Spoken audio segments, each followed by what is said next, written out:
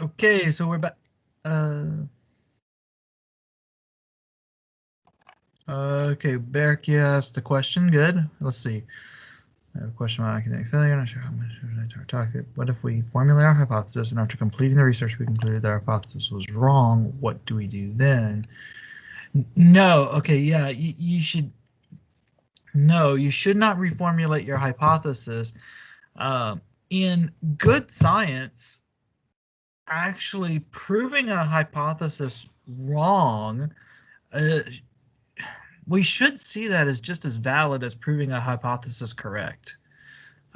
So technically, in good science, both of those two outcomes should be acceptable and should be noteworthy, and you should be able to write papers based on it. I do know that we kind of have this mentality that humans in general have this mentality of success good, failure bad. If success is a good thing, failure is a bad thing. Yes, but you're right. In the business of science, which is a whole, we said that's a whole ethical thing in and of itself, isn't it? Should science even be a business? I'm more of an idealist and wish that it was not. But I also understand that people have bills to pay and families to feed.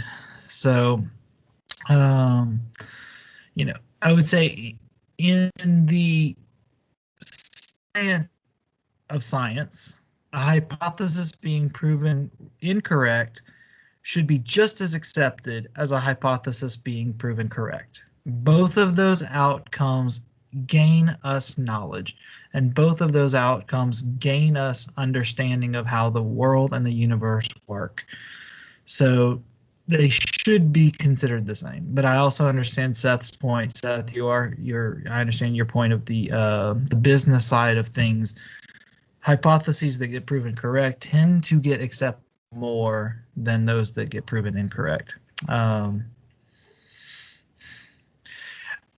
I would say, though, to follow that up, I have seen publications, I have seen articles where the researchers state in the very beginning, this is our hypothesis, and their conclusions are that their hypothesis was proven incorrect. Just not get too much into current, current world, pandemic, political, all that junk topic, not to go down that area too much. But I do know that a friend of mine sent me a link to a paper that was testing basically how efficient, how good masks were at preventing the transmission of the virus. And the results that they came to was that an ill person, someone with the virus wearing a mask, did not reduce substantially, like not with a what's the word?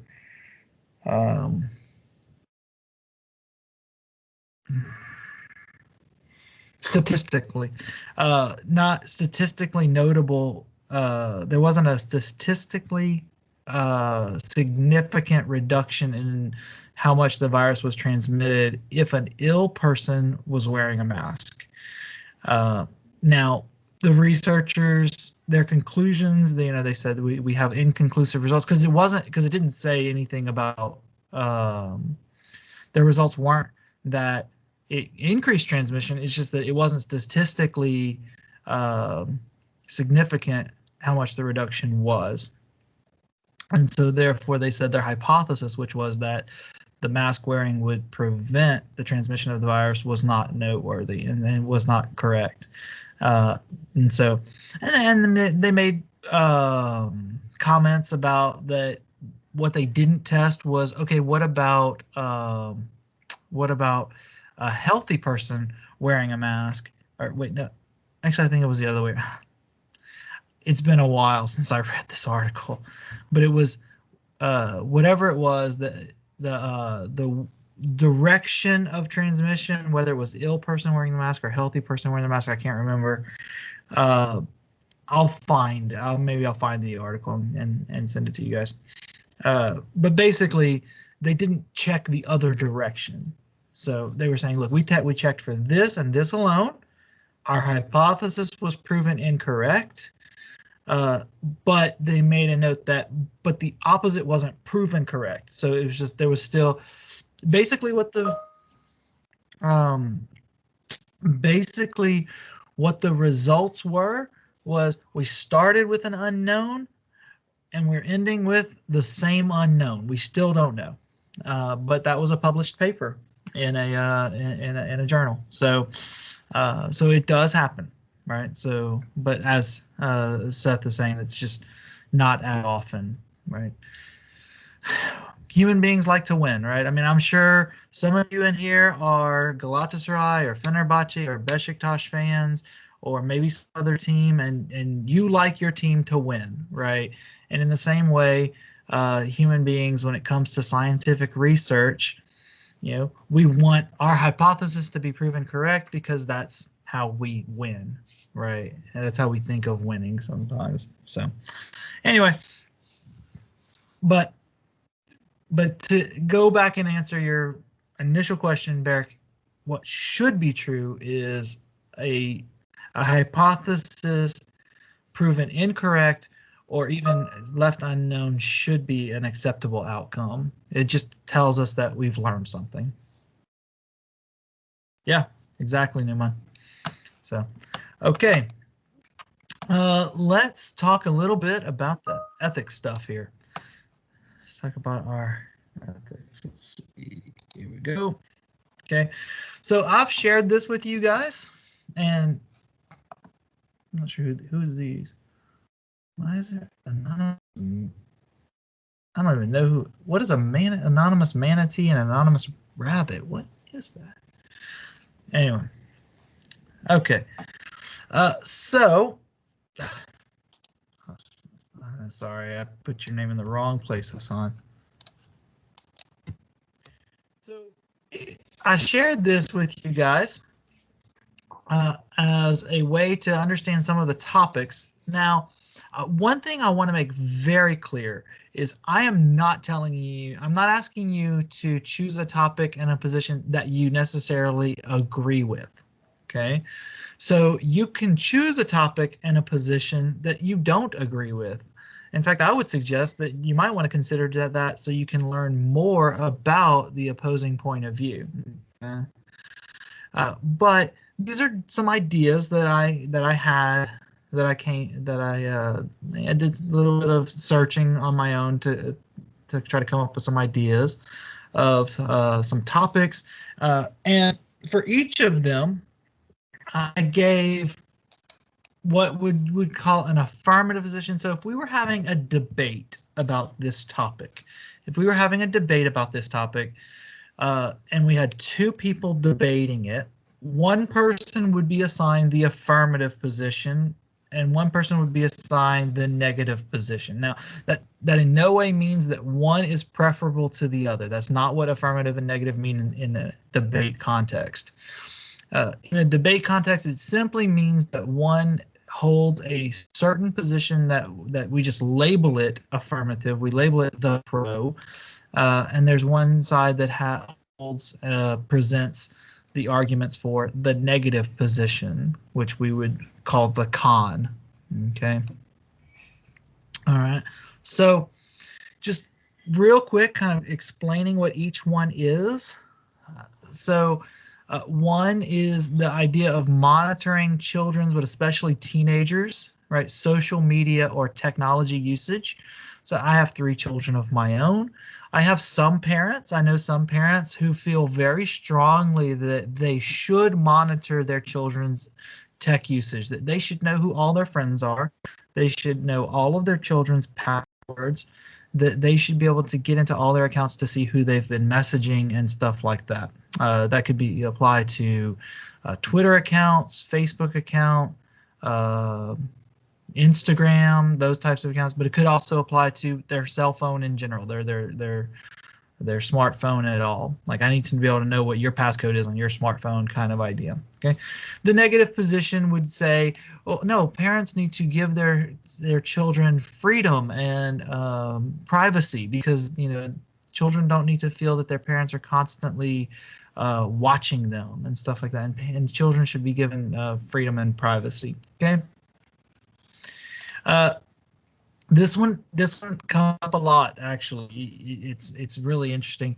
I ran into this. I had this issue come up in my own dissertation, where as you start researching things, as you start researching a topic, you'll find that maybe a term that you've defined or a position that you hold about a certain thing, right?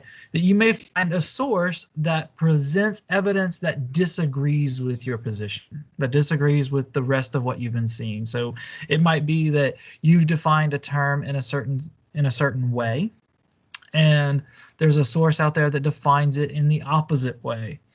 All right. So the affirmative position, what we would label the affirmative position, is we should report all sources.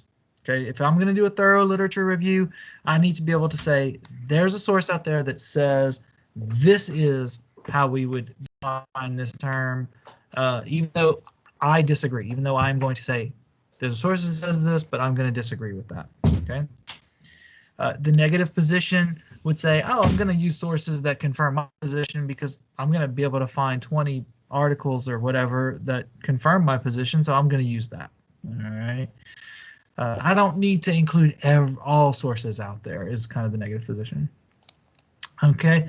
The trolley problem is a traditional historical problem in ethics. The idea is that you have a trolley or a train car or something like that that is headed towards a group of 5 people on the track, and you don't have time to warn them. It's going to hit them. It's going to kill 5 people. And the question is, do you switch the trolley off of that track and move it to another direction where it's going to hit someone else? Okay, where it's going to hit one other person.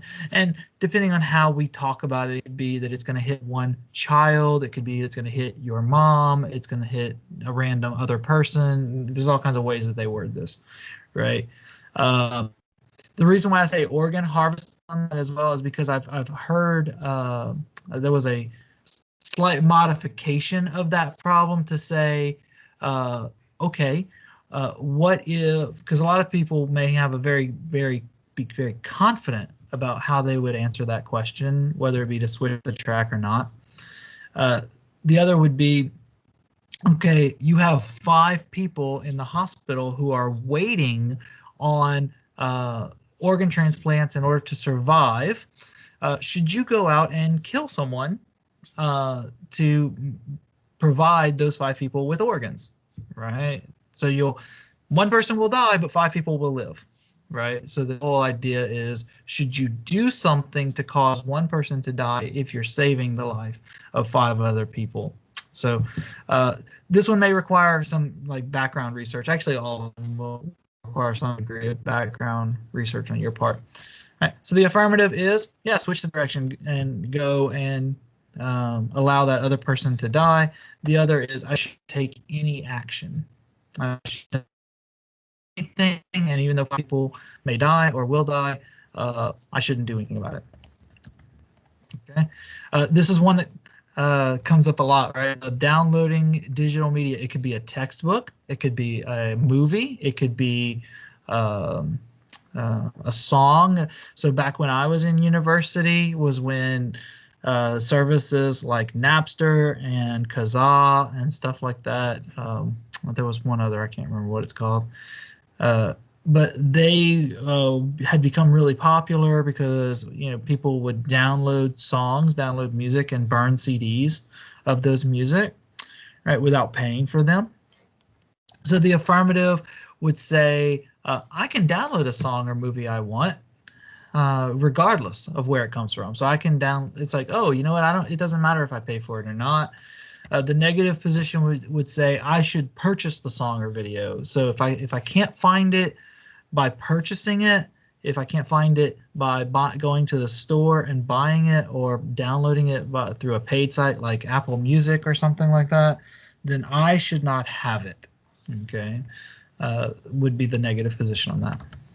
Okay. Sometimes when working in companies, a customer, or this doesn't have to just be a customer. This could be also this could be an employer. This could be anyone who their thoughts about you may impact your company and the ability of your company or you as an employee to continue on. Okay, and they might try to engage you in a topic of a political or a religious nature. And so the affirmative position here would say, you know what, I should be honest, even if I disagree with them, even if we don't see things the same way. I should be honest about my positions. And you know, if I do, they may end up deciding to fire me. They may decide to or they may decide to make things hard on me, or they may decide not to continue buying stuff from my company. And the affirmative position would say that's a risk I'm willing to take. The negative position would say, oh, you know what, no matter what, I just agree with whatever the customer says, and so I won't offend them, and they won't I won't risk losing their business process. Okay, so Seth took the pro on the outsourcing. So the affirmative position would say the companies should be free to outsource their services to other countries or to other places to be able to find the most cost-efficient means. So it's like, you know, whatever maximizes profits. That's what's important to a company. So that's the affirmative position. The negative position would say, no, if it's a Turkish company, it should employ Turkish people, and we should make sure to take care of the Turkish people. Or in my case, I'm an American citizen.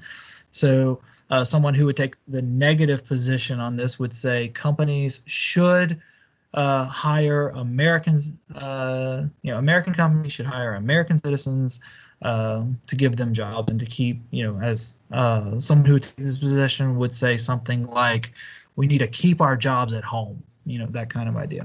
All right, let's see, a few more. And I have 10 of these because there's 20 of you in this class, so this should divide up almost perfectly, right? With one caveat, and I'll tell you that in just a second. Cheating or plagiarizing. The affirmative position on this would say it's okay to cheat. You know, there's no problem, you know, as long as both understand the material, or if it's not, like, you know, I mean, if somebody in a computer engineering program cheated on a music class, or on, like in a Turkish university, you guys take the Ataturk history class or the Turkish language class. You know, if I were a foreigner student here at the university and I was in the computer engineering department where everything's taught in English, but they make me take a Turkish class, does it really matter if I cheat on my Turkish exam? You know, because it's not really all that necessary for me to know Turkish in order to learn in the computer engineering department, right? That would be the affirmative position here.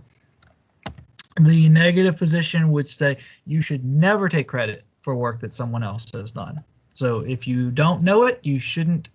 You should just accept the bad grade and work harder. Okay. Renewable resources. I said I wasn't doing anything for modern day, but I guess this is, a lot of these are actually. So renewable resources, we need to stop relying, affirmative position, we need to stop relying on fossil fuels. All right, they are, and in fact, some people would even suggest that we should tax fossil fuels like gasoline, like benzene. Benzene is what you guys call it in Turkish, right? Oil, stuff like that. We should tax them heavily so that they become really expensive, and then people will try to seek other options like wind and solar and other things like that. You know, and then the negative position would say we need to keep using the thing that keeps prices down. Oil's cheap, right? Well, now it is, but it may not be in the future, but oil's cheap and we need to keep using it as long as it's cheap, because people can't afford all these other types of resources like wind and solar. Those are much more costly for us to produce. And qualifications would be related to if you're writing a resume or a CV. And the affirmative, I should report completely accurately all training and qualifications that I have. So in other words, if I know, like, if I've done a little bit of like a 1-day training in PHP, I should not say I'm an expert in PHP. I should not say I'm knowledgeable in PHP. Uh, if I've only once looked at something, I should not report as if I'm an expert in that field. Okay. The other side of it, the negative position would be it is acceptable to list any technology or qualifications I've ever used as something in which I'm knowledgeable. Uh, this is in some ways is kind of a joke for me. I had a coworker that was known in our office as being someone that would put something on a resume if he'd ever seen it, used it even one time. Uh, the joke that we kind of said about him was if he was walking by your cubicle and he glanced at your computer screen and you had something up on it, then he would put it on his resume as he had seen, as he had, was knowledgeable in it. I think that was a bit, yeah, so that was a joke, but there are lots of people who list as qualifications things that they've looked at one time, right? Or they've looked at a few times. So uh, anyway, so those are those positions. Then finally, the last one here, uh, on social media, befriending someone that's again like that up one, the one that's higher up about the one that's higher up on this list about the political religious discussions.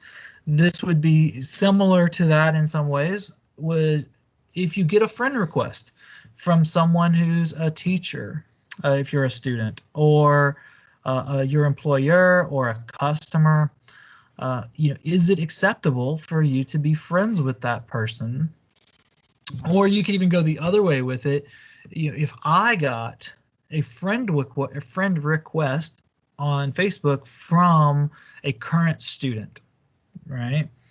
The affirmative position would say, you know what, there's no problem with being friends with them. If you know each other in real life, you can know each other on social media, and that's no problem. The negative side of this, the negative position would say you should keep your professional life and personal life separate.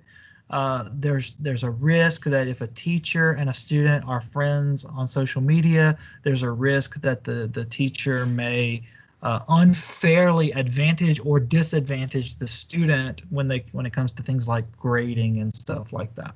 Okay. All right.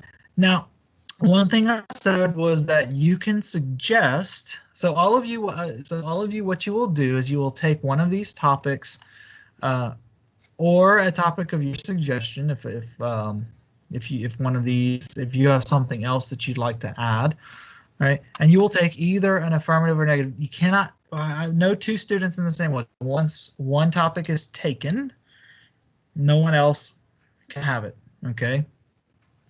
Uh, what I would like is for all topics to have someone doing both the pro and the con, someone doing both the affirmative and the negative. That's what I would like to see. And so, but I understand that we have 19 students and 20 topic / position combinations. Okay. The other things you can, so there's two things you can suggest if you don't like any of this, if none of this looks good to you, doesn't look like you could really do a good job of researching it and understanding it, you can do one of two things.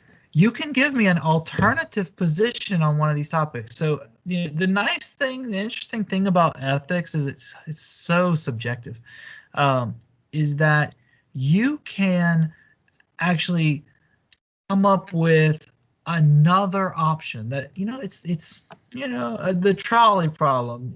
Well, I guess that one's a little bit harder. Um, um,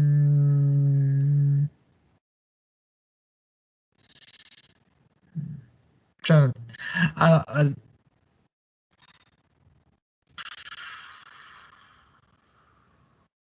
Okay, like this one, like the two positions I gave on the political religious topic. One an alternative position might be something like I should tell the customer that I don't engage in these kinds of discussions. Right. So it's not that it's not agreeing with them, it's not disagreeing with them, it's just, you know what, we're just not going to talk about that. Okay. That could be an alternative position on why that's the best course of action. Uh, yeah, so basically a few of these have more than two possible courses of action, two things that you could do. Okay, so if you can suggest a quality alternative position, it will need to be one that is very similar, like not at all similar to either of the two proposed options, but also gives you enough material to be able to research it thoroughly and write a good paper. Okay. The other option of what you can do if you don't like any of the options here is suggest another topic. The problem with that is these were all ones that I felt pretty okay with coming up with a pro and a con side to this. So if you give me another topic that I did not come up with, then you need to tell me both the affirmative, the negative, and which one of those two you want to take on. Okay. All right. Let's see. ISL, can you, I'm going to go ahead and put you in there. Qualifications, affirmative. Everybody's taking the affirmative position. So. Okay. All right. So I hope that's pretty clear as far as what I'm expecting there. Like I said, I'm planning to come up with, hopefully today or tomorrow, I'm going to have some way for you to tell me whether this will be your big paper and presentation or if this will be your smaller paper and your big one will be related to your research directly. Okay, so we'll talk about that. So one other thing, let's see, who was it that posted this? Who posted this? Mehmet Ali. So Mehmet Ali, you posted this. This is a good resource. All right, Software Engineering Code of Ethics. So lots of good information in here. There is some overlap with the Code of Ethics for the National Society of Professional Engineers, but this seems to me to be a little bit more thorough, at least in an initial glance. But I would suggest that this would be a good resource for you guys to look through. But what I wanted to do today was I wanted to kind of talk through the Code of Ethics for the professional engineers, and I wanted to talk through just a couple of, whatever we have time for, a couple of these fundamental canons. Like, what is the purpose of doing this? And especially this one, this second one that I was looking through today, that perform services only in areas of our competence. Let's look at the fleshing it out here. Okay. Engineers shall undertake assignments only when qualified by education or experience in the specific technical fields involved. Engineers shall not affix their signatures to any plans or documents dealing with subject matter in which they lack confidence, nor to any plan or document not prepared under the direction and control. Engineers may accept assignments and assume responsibility for coordination of an entire project and sign and seal the engineering documents for the entire project, provided that each technical segment is signed and sealed only by the qualified engineers who prepared the segment.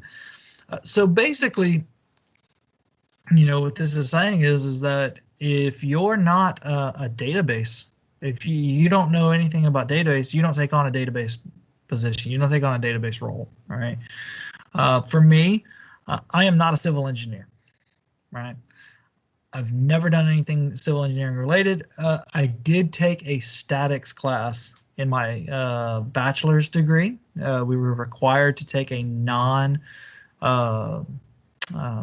what's it called?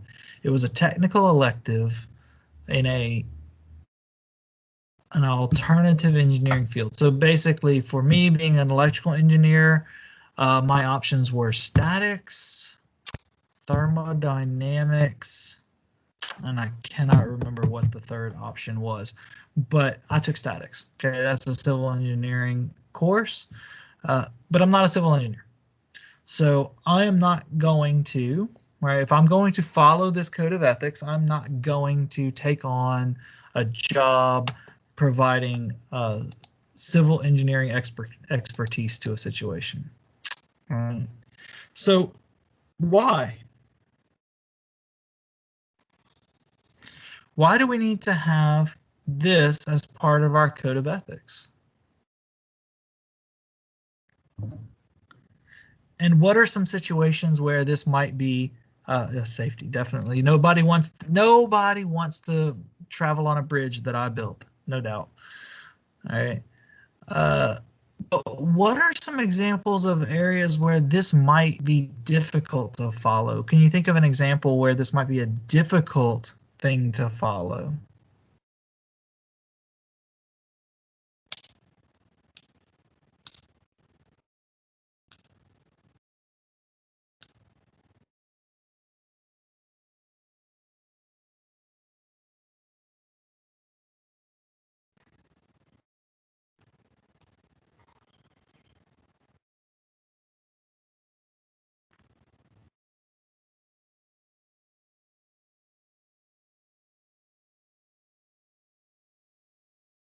Okay. Seth, why don't you expand more on that? Expound more on that. What do you mean by it's unclear what the area of competence is? Doesn't your degree tell you what your area of competence is? Well, there are many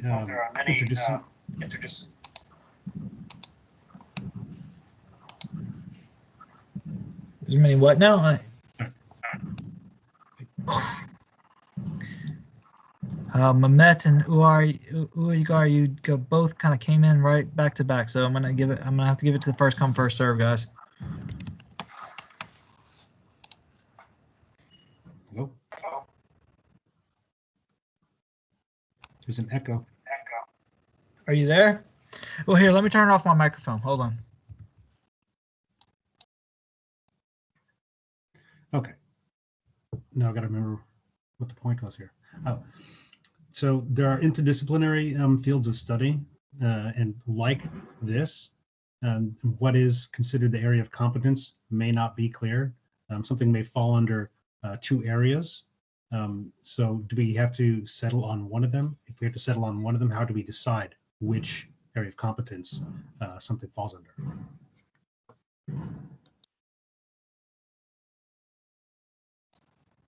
Well, could you give me like do you have a concrete example, like maybe with some specifics? No, I don't have a concrete example. Okay.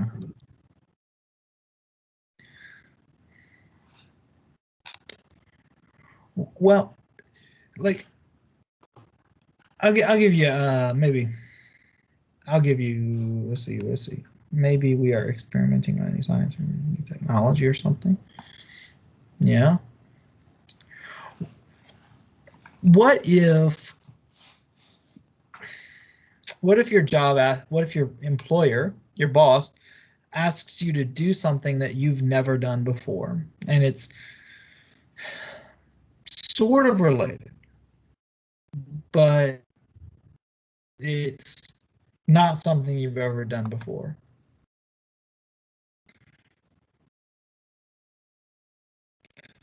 Does that happen? Does that happen in America? Does that happen in Turkey? Do bosses do that?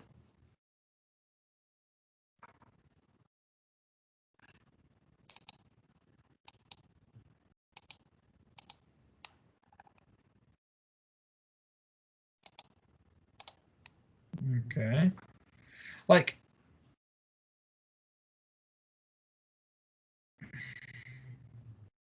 right? What would I'm trying to think of like a concrete example of that. Like the one that comes to my mind for me is, so my oldest son wants to learn calculus. He's 11 years old and he's desperate to learn calculus.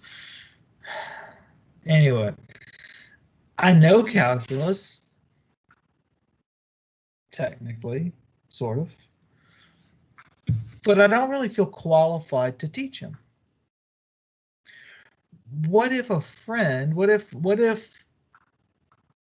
the local Turkish school, what if the local school over here asked me to come in and teach calculus? Okay. Yes, I do encourage him to learn those things, but I feel very much overwhelmed that I can't do it for him. All right. All right. But should I take on the job teaching calculus at the school or teaching any math at the school?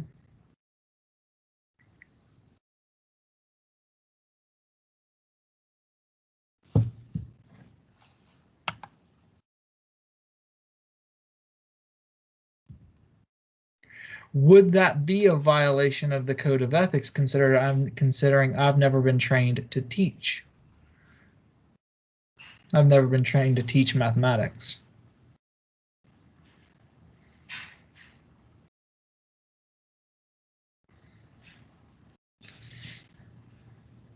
Yeah.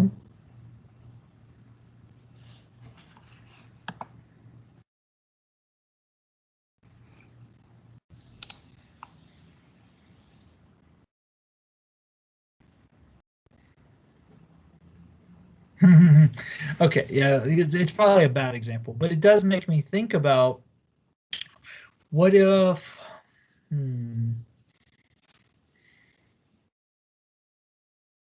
maybe not math, but let's see, what's something else I sort of know? Yeah. Okay, so Isel, can you bring up an example? So you have you have a doctor who is particularly trained in a specific type of medicine, all right? And they may treat family members for other things, right? Right. So that's an example of someone that may go outside of their particular field of study, right? Would that be a violation of this code of ethics? Or is that close enough? Is flu, bronchitis, allergies? I mean, I grew up with my grandfather was a doctor as well. Now he was a family physician. They don't have a lot of those here in Turkey, but every time that I had a throat ache, my throat would bother me or my ear would bother me, he would prescribe an antibiotic. And it got to the point where some of the antibiotics I had to take were really strong because my body stopped responding to antibiotics, right? But he would prescribe that for us, for our family, just like what Isaacon is sharing here. But is that would that be considered a problem in this code of ethics, or is it close enough? Well, it's close enough, and it depends on whether like you apply these skills to your family or to someone outside your family. Applying to your own family won't cause that much ethics issues, but applying this to other people may definitely do. Okay, so I think what I would say for our field might be, let's say that someone is a mechanical engineer, right? Not a computer engineer, not an IT person, but they know some things about computers and technology, and their mom or their brother or somebody asks for computer help, and that person tries to help them in some way. Now, maybe they cause more problems. Right? Maybe they end up doing something to the computer that causes more problems. But if it's their family, that's one thing. But it would not be okay if it was outside the family. If it was something for the public, maybe is that what you're saying?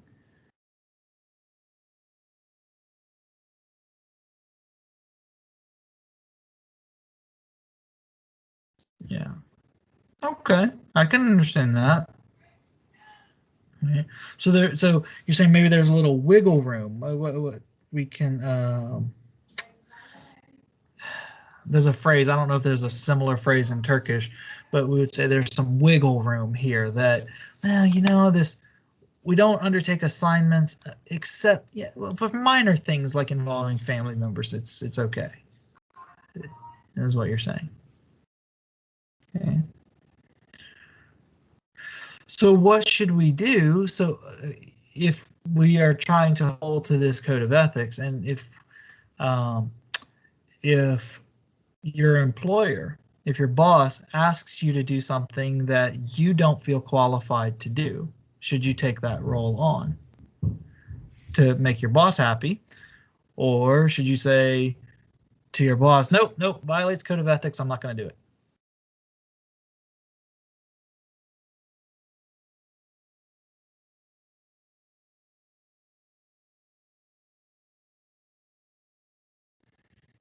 Trying to think of a good example.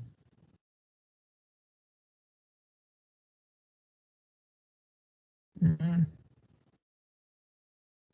Yeah, so you tell your boss, hey, I'm not qualified to do this, but I can give it a try, and let them take responsibility for if bad things happen.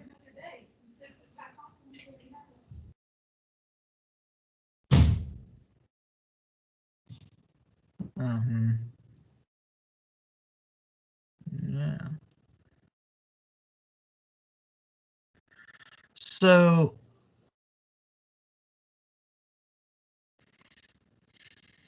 let's take, for example, some of you guys are doing biomedical research. Like you're doing stuff in the realm of biomedical stuff.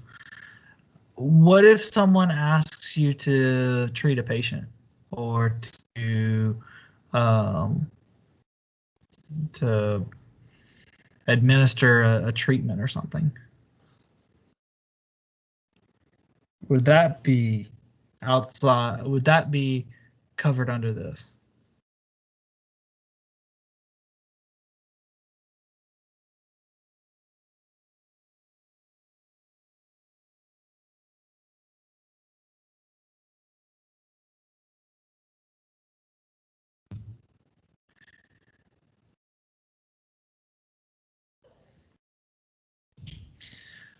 Like you're working with modeling of,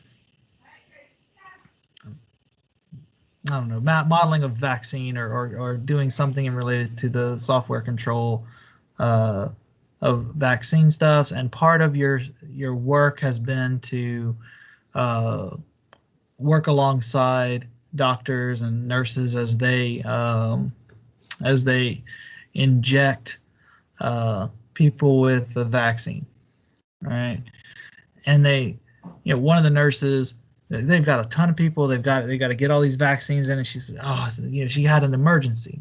A nurse or a doctor, she had an emergency and needs to leave and needs you. All you gotta do is just stick people with a needle and inject the vaccine, right? It's pretty easy. You've seen it done 100 times, right?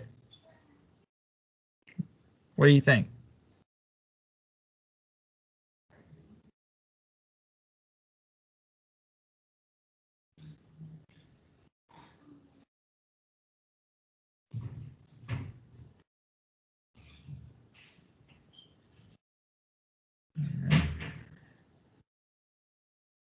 Yeah.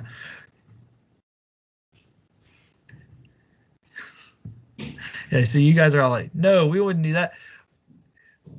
What if it's your sister getting the vaccine and she's really worried about this virus? And if she doesn't get the vaccine today, she may not be able to get it for another few weeks.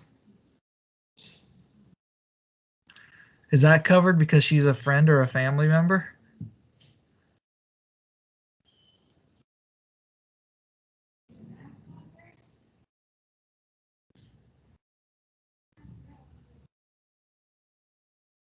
Seth has had that training. He said, you know what? I know how to inject people and I still wouldn't do it.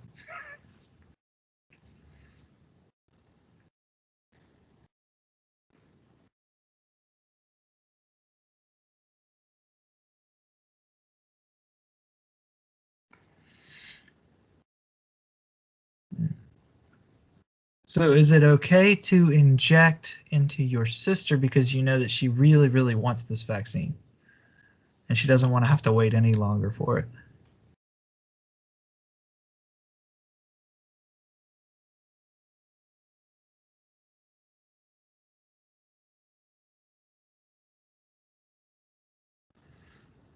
Yeah. Yeah.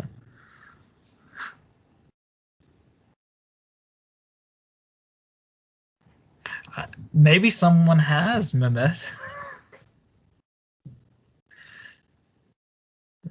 Maybe someone has.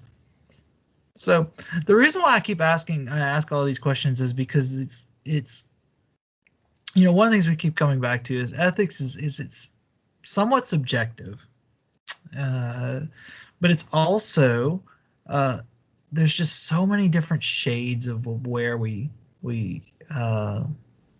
trying to figure out what's okay, what's good, what's bad. Um, yeah. Yeah, there you go. If she trusts me or not, right? Yeah. Because I'm sure that some of you in here would say, nope, you know what? I'm not going to trust myself, even if it's for a sister. In fact, if anything, I would imagine some of you in this chat would say, it would even make it more unlikely that I would do it because it's somebody that I care about. Because I want to make sure that it's done well. I want to make sure it's done by a professional because it's somebody that I care about. Some of you would say, well, no, my sister, she really wants this and I want to make my sister happy. And you know what? It's just injecting with a needle.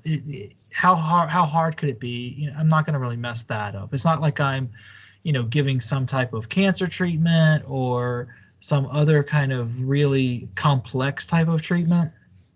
And so it's not that big a deal. That's what some of you might say that as well.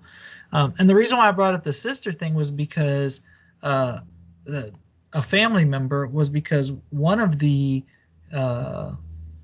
finer shades of meaning, finer shades of question here that you brought up throughout our discussion was, if it's a simple task, if it's something not too big, even though it's not in my field of study, for a family member or for a friend, then that's okay. All right. And so that's why I kind of went down that route with that set of questions.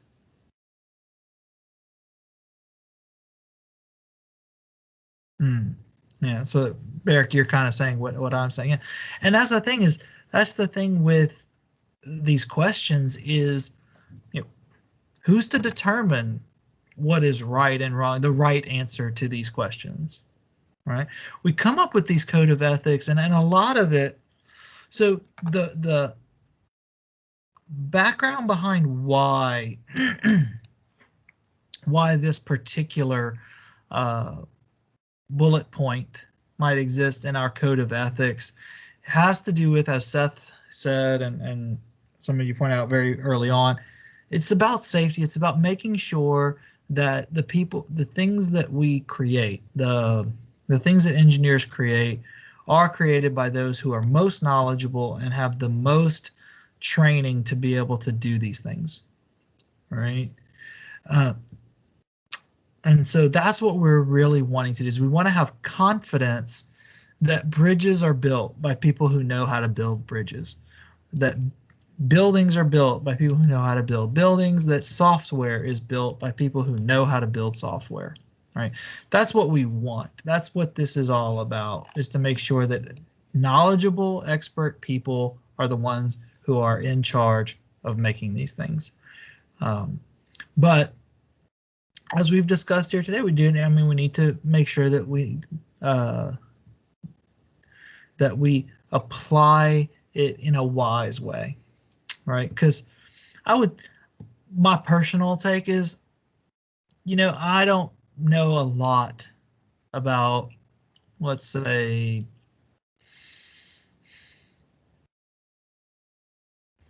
trying to think of something my mom or my wife might ask me to do that I don't know a lot about.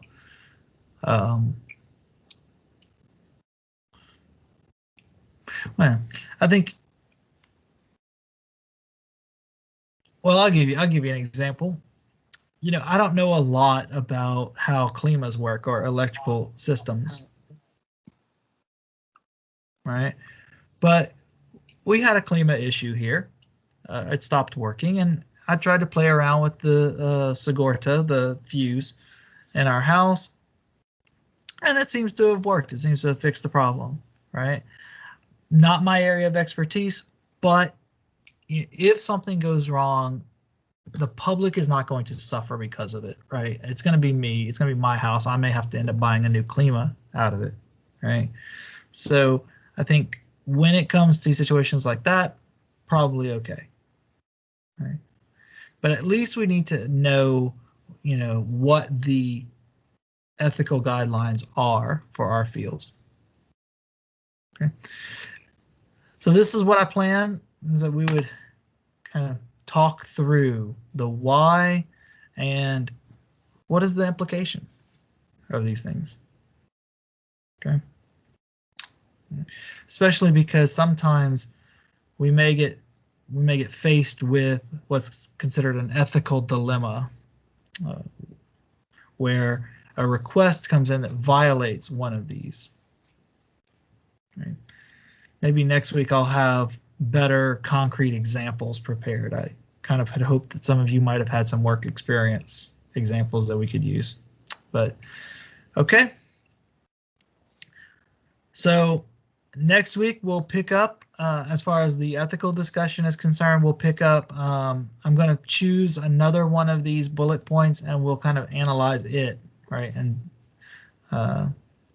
And try to understand why is it there and what are some situations that may make it hard to apply, or are there some subjective situations where we may not be able to apply it fully. Okay. All right. Any other comments before we end this call?